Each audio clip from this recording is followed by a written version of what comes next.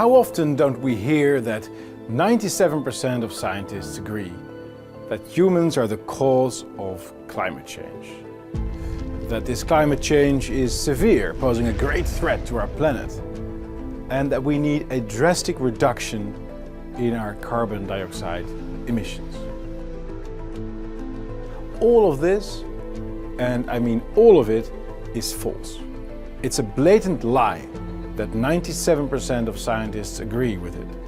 In reality, only 1.6% of scientists agree with the above statements.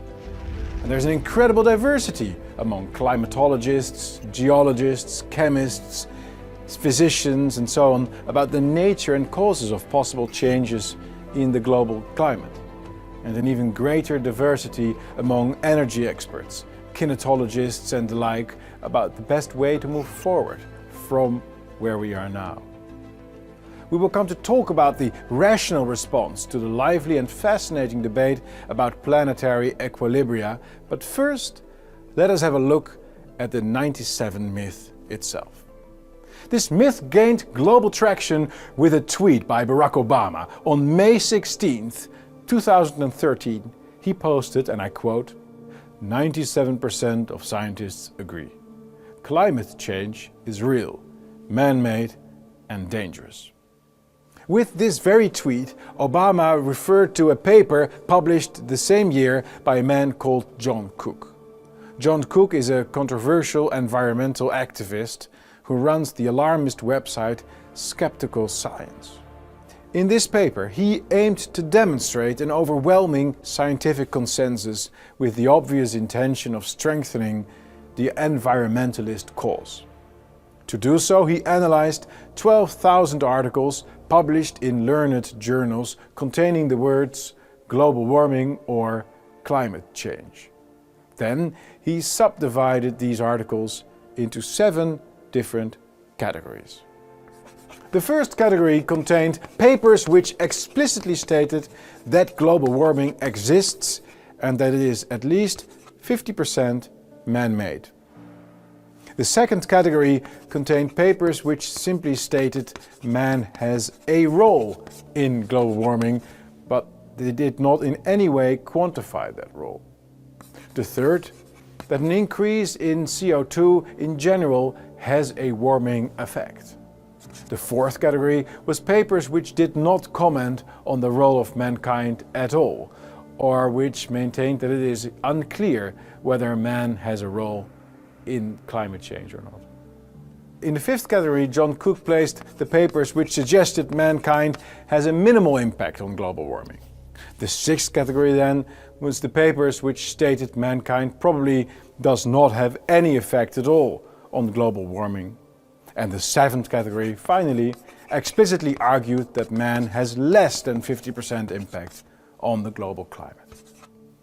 John Cook took the results from the first, second and third categories and brought them all together into one group, the pro group. This amounted to 33% of all papers.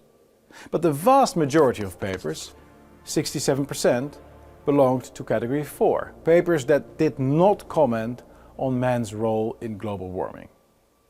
To this group, Cook applied a statistical trick. Or rather, he simply left these studies out of the equation altogether, causing the pro group to increase from 33% to 97%. This is how the myth of 97% scientific consensus was born. But it gets worse. In John Cook's study, the exact percentages for the separate categories are structurally omitted. They are only taken together as one collective group. And this creates the illusion that all of these scientists agree about man's role in global warming. But in reality, the categories 1 and 2 deal with man's influence, but category 3 only deals with the effects of CO2. If you look at Cook's underlying data and split up the categories, you will see that the vast majority of studies, 75%, only supported the idea that CO2 in general has an effect on the climate. only 1.6% support the conclusion that mankind is responsible for a significant aspect of climate change. Not 97%, but 1.6%.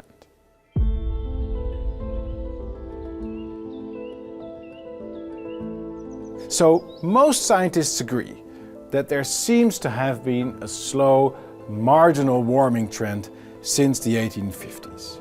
But the idea that 97% of scientists would agree that man is mainly responsible for this is utter nonsense. And this is completely logical too, because the climate has, as we all know, always changed, irrespective of and independent from man's activities. In the early Middle Ages, it was a lot colder than it is now.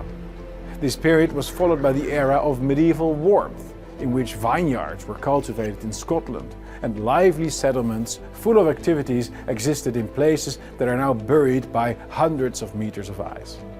A small ice age followed, with its heydays in the 16th and 17th centuries, when an elephant could walk on the Thames, and when we painted these well-known winter's views in the frozen Netherlands. Since 1850 then, global temperatures have slowly started to rise again, very gradually. The huge increase in the rise of temperature, of which activists have warned, simply does not exist. There's been no increase in hurricanes, floods, or other forms of extreme weather. Nor is there a dangerous shortage of polar bears. Drought and forest fires have existed throughout the ages and will continue to do so. So there's no need to panic whatsoever. And fortunately, most scientists agree with this.